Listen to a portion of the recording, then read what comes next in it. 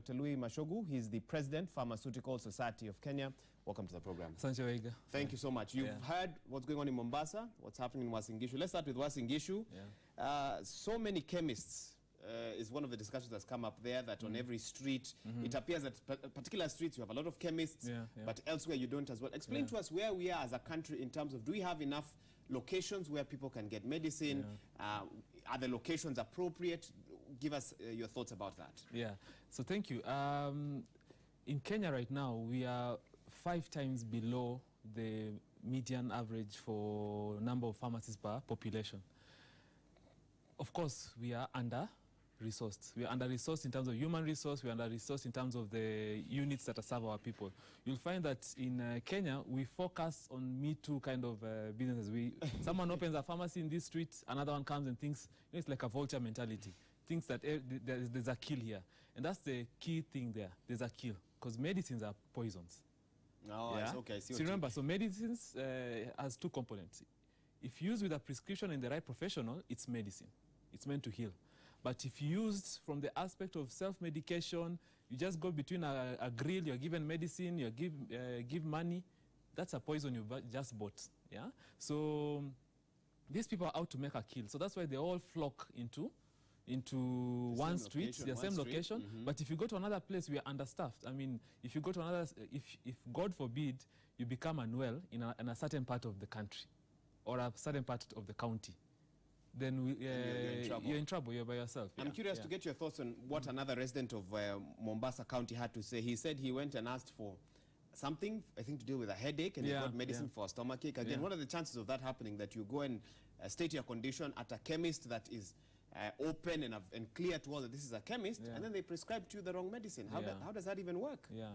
So what happened? I'll tie that up with, because I had someone say Serikali's idea. But I'd like to throw it back to them. It's us who, how can you be going to somewhere to buy poison? Technically, that's what you're doing, and you have not done your due diligence about that place. Is that your family pharmacy, for example?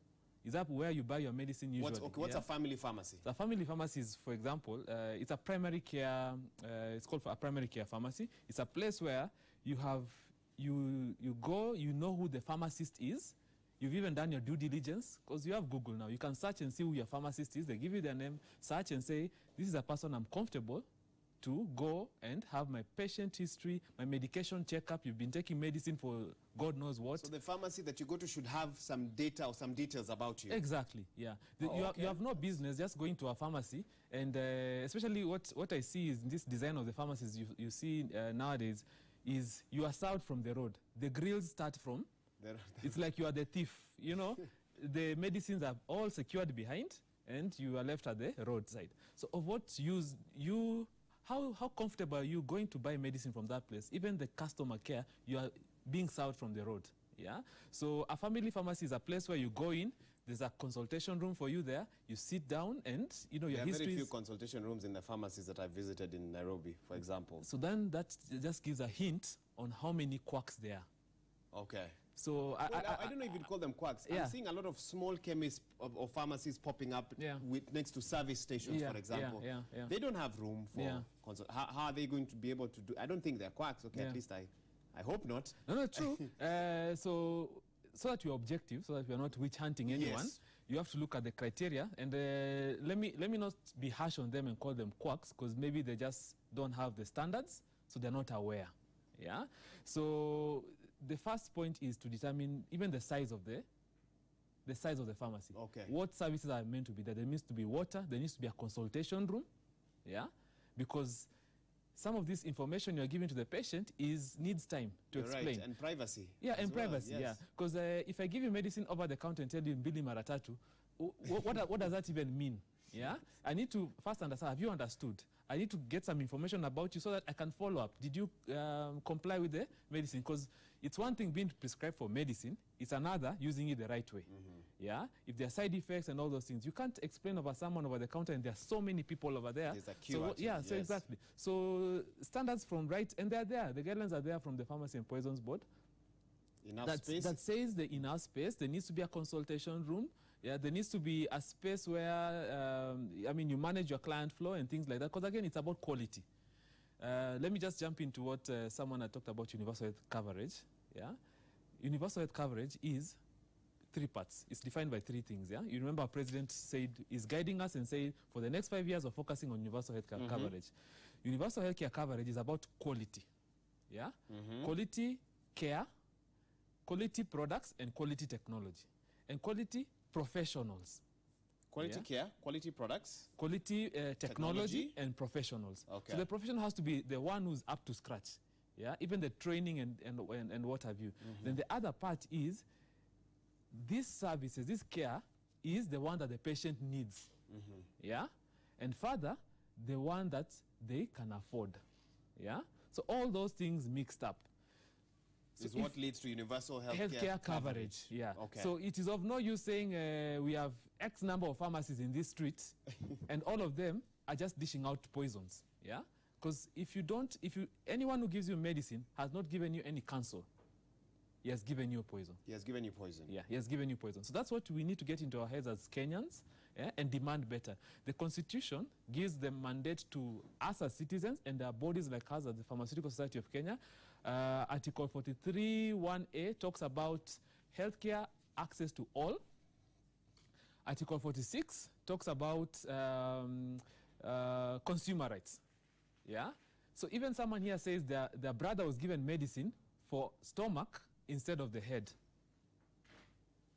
You come to bodies like ours, the Pharmaceutical Society of Kenya. We'll partner with the Law Society of Kenya and do a public interest litigation on your behalf. Partnership right now with LSK? We are working on that with the new leadership, because I just got my mandate. So that's one of the things that we are rolling out as a society.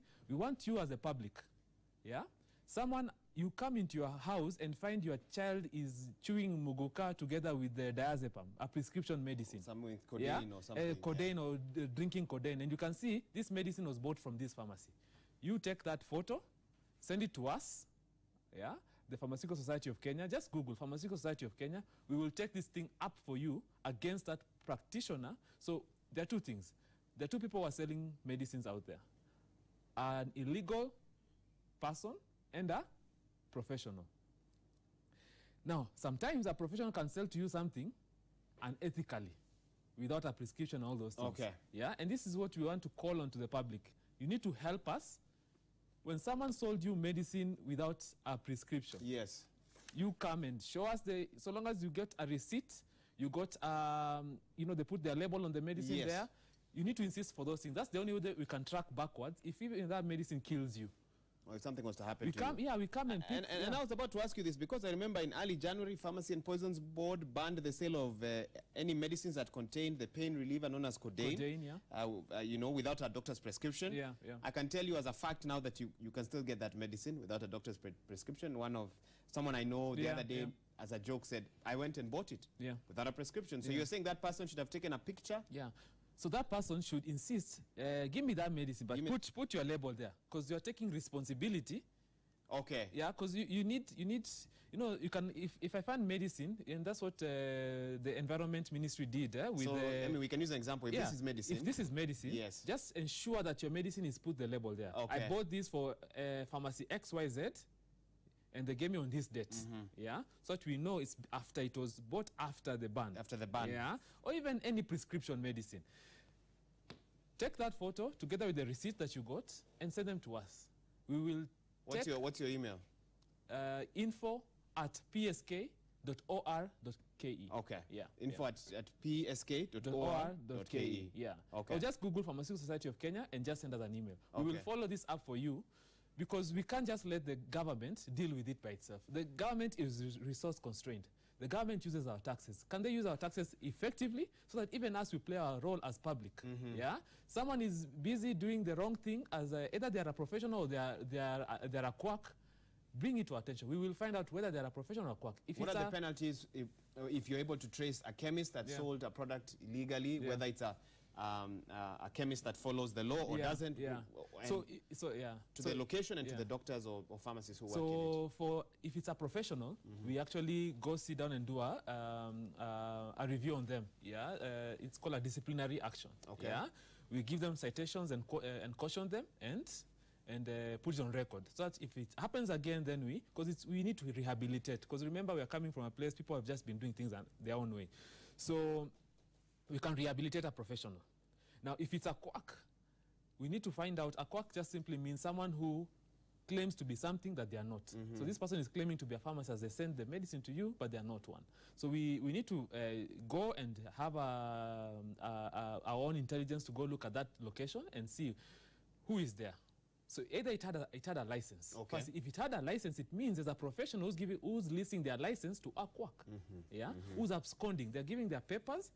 The public know there's someone who's registered here. Because you can have a partnership also or something, but there's no professional who's making sure that ethics is being done. So we'll also caution that professional.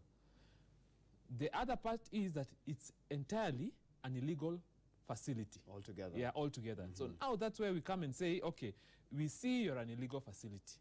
Yeah, this is the following claim, concern has been raised. These are the standards. Can you adhere and bring yourself up to this standard? We can offer training, we can offer employment opportunities to our members who are already qualified to come and work in this place. So offer so that sometimes these quacks, they think that they are doing well just with hiring non-professionals. But once they bring in professionals, even the customer service improves. So you want to come and rehabilitate that space. So that this person, so they have two choices. Do the right thing or do the wrong thing. And if we continue doing the wrong thing, we just take you to the Pharmacy and Poisons Board. They have their own mechanism and they'll crack you down and register you. Yeah. You know, I've seen some of the stats and we have some of the graphics. We'll play them a bit later on about how many facilities have been shut down.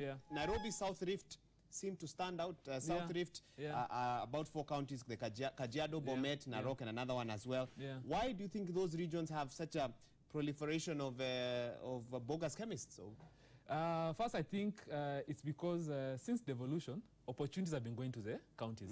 Remember, like for example, for pharmacies, registered pharmacies, the ones that are registered are 5,000 in this country. 5,000 registered? Registered, yeah. But if you ask, I mean, just from the numbers, you can see the number is even higher than that. There are more pharmacies that they might not be registered. Okay. So you have pharmacies that are registered at 5,000. All of them, most of them, 3,000 of them are concentrated in Nairobi and maybe Mombasa.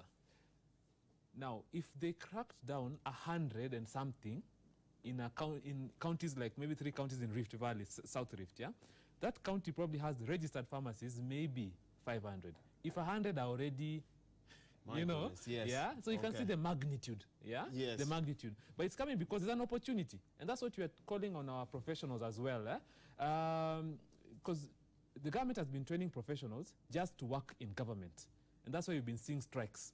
Yeah, people are saying government is no longer employing us, you know, things like that. As there should be a strike happening even today at 10. Yeah, so we encourage government, yes, hire the right people for the right job. Yeah, that's one.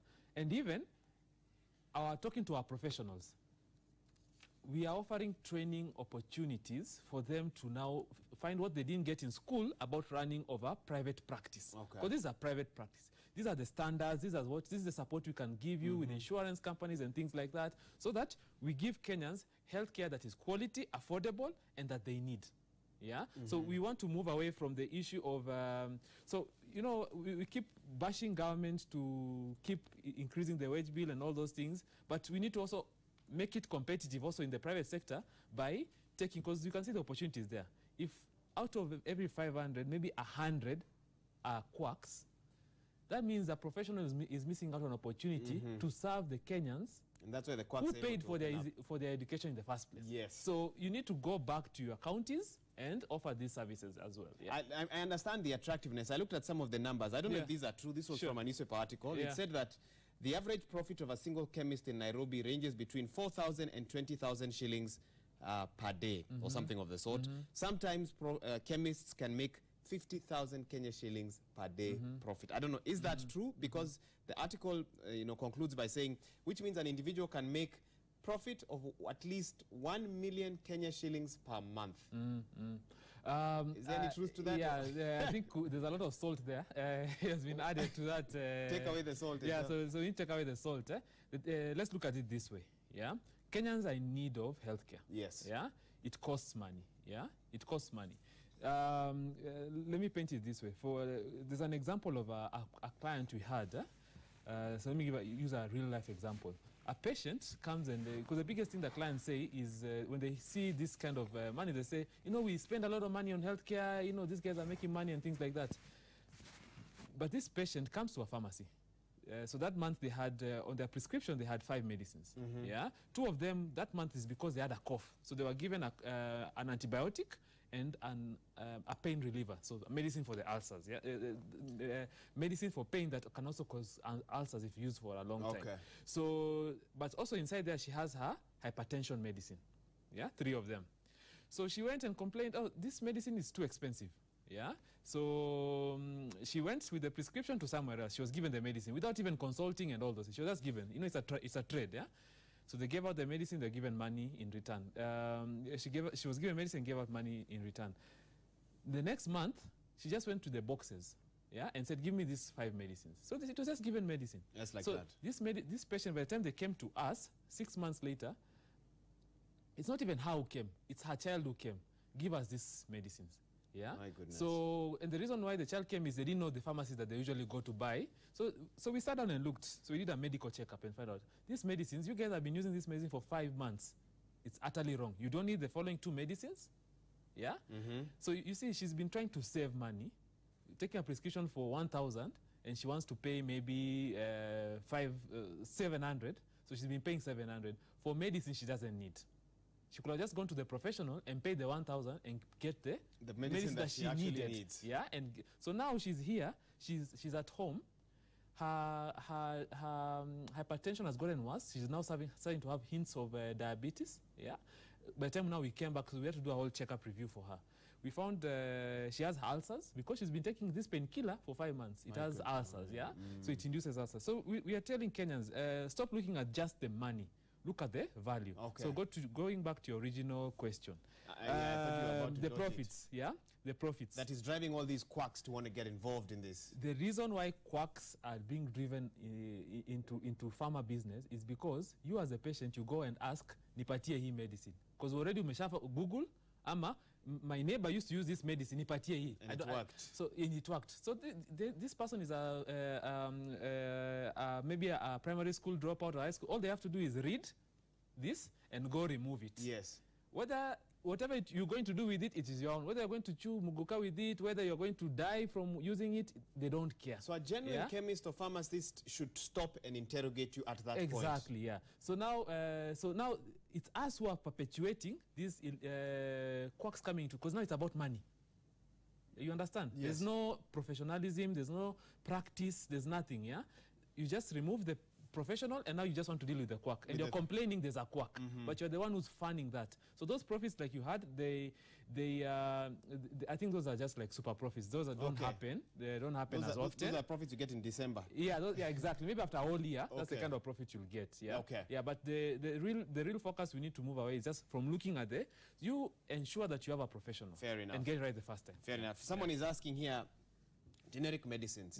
Help us understand when they are needed, because a lot of Kenyans have found out that generic medicines are cheaper than the original ones. So walk us through the thinking, why should I bother with the original medicine if I can get the generic at a quarter of the price? Yeah.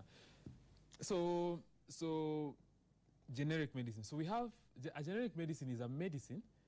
So for example, this bottle of water is, I don't know if I'm allowed to say, let's say Desani. Desani are the ones who first created bottled water.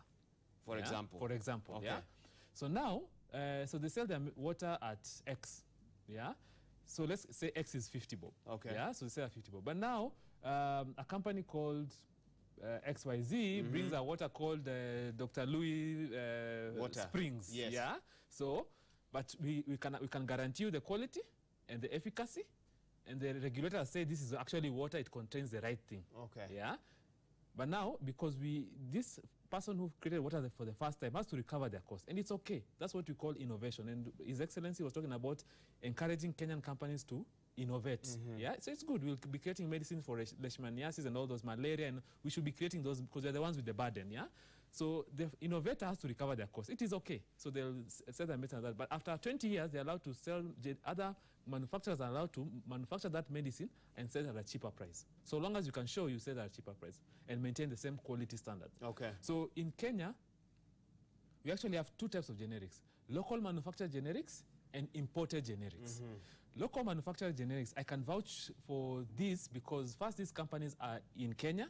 They employed Kenya pharmacists. They have quality assurance process that we can trace backwards and say, if this, by the way, this we found in the market that this medicine is not doing what it says it does, we know who the pharmacist is there, and we can. And you'll be shocked to know, in Kenya, we only consume 25% of our locally manufactured medicines. Yeah? There's a big opportunity there. Yeah? We need to shift our minds towards generics that are locally manufactured, because they are quality companies that are locally manufacturing medicine, creating employment here so that we can be assured of quality. You'll be surprised to know that in countries like Malawi, Zambia, and Zimbabwe, Kenyan local manufactured products are the first brands. Really? Exactly. Okay. So even when His Excellency is going to Cuba talking about pharmaceutical manufacturing, already in Kenya, we are exporting to the neighboring countries. Okay. We have WHO pre-qualified manufacturers in Kenya, who manufacture medicines in high quality standards. So generics, there's nothing wrong with generics. And if you really want, so we have generics that are brought in from outside the country. And what we insist is they have to be, and what the regulator insists is they have to have a local office. So that if there's any question about the quality, if you're saying this medicine is called Samsung, and we find it's a Samsung with AA, we can find out what is the problem. Okay. You know, those kind of So we have to be able to trace. Let me get some brief answers to my remaining questions. Sure. President Uhuru Kenyatta, on his way to Cuba right now, Cuba has been declared a nation with a model healthcare system. What does a model healthcare system look like? And I want you to compare with where we are as Kenya right now. Healthcare is one of President Uhuru Kenyatta's big four. Is it a wish to get model healthcare in Kenya? Is it possible in 4 years? I'd say it's possible. Why? We have, right now, you said it's going to be a strike tomorrow, Today, 10, there's one that has we have today unemployed health workers of the higher cadres, 1,500. These are dentists, medical officers, and pharmacists. Middle level, it's even, the number is even double or triple that, because that's now the diploma guys, So where we go wrong as it's just what His Excellency needs to go, and he'll go and he'll see it there. He'll see that they have a very good referral system. That's all Cuba has. It has a referral system. It reduces the burden on the national referral centers, so that if a patient comes in and is the first, of course, they're community health workers at that level. They're embedded in community. Like I used to work in Mararal, we used to work with community health workers. They're embedded inside the community. They move around with them because they're pastoralists. And if there are any issues, vaccination and things, they refer them to level 1, they refer them to level 2 and 3. Now, level 2 and 3, they'll find a nurse and a pharmaceutical technologist. So we want to, these are government policy documents. They are called the standards and norms for achieving universal healthcare coverage through a robust human resource for healthcare. So you come from these community health workers. You come next is nurses, clinical officers, and pharmaceutical technologists. So everything is covered. So you have the right people to do the right work. Then level 3 and 4, you now start finding pharmacists coming in, medical officers coming in, dentists coming in. So there's an escalation process. There's an escalation. So just the same way, if today you go to a company, you get the wrong service, you escalate it upward. So you first start from the community health worker, come to the level 2, 3, go level 2, then you go to level 3 and 4, then 5 and 6, the what I call county hospitals, then come back to referral. So what you're finding now is someone moves all the way, for example, from Kitui, leaves all those facilities to go to Kenyatta. So the Cuba healthcare works because they have the right professionals at the right. In Kenya, what we do, and Kenyans also understand, and Cubans also understand where to go to when necessary. The community is made aware. The community is made aware. So this is two-pronged. So actually, it's like there are 5 players. If I can just list them. Briefly, go ahead. So we have the professional. The professional needs to also understand where they're meant to be. Professional societies and professional, so like you have KMA, PSK standards, best practice. What's the research saying? What is the best practice? Then you have government, of course. So government keeps, what government keeps making mistakes in is where they take policies from donors they're called task shifting. Yeah? So reduce, instead of what a pharmacy is meant to do, they give it to a pharmaceutical technology, they give it to a nurse. Okay. So that person is not trained to do what this person is meant to do. So you're shortchanging the consumer. Then the other one is, of course, our donor and partners. They need to understand whatever standards is in their country, that's what we want in Kenya. Yeah, we can't come and reduce the standards. Yeah, and of course the final one is the patient and the payers, insurance companies, and also the media and everyone else. We need to just be aware of our rights as captured in our constitution, Article 43(1)(a) and 46. We have rights to the highest quality care, and it's there because you have a referral system from community to referral. Community to referral. Dr. Louis Machogu, President, Pharmaceutical Society of Kenya, thank you so much for finding time to be here with us to explain a little bit. I have actually learned, even though I was the one conducting the discussion on what is happening in the sector and what needs to be done. And next time I go to some pharmacies, I might ask a couple of questions now after this particular interview. Briefly. Briefly, just say thank you for this. We will be doing more of this, and I'll be happy to keep coming here.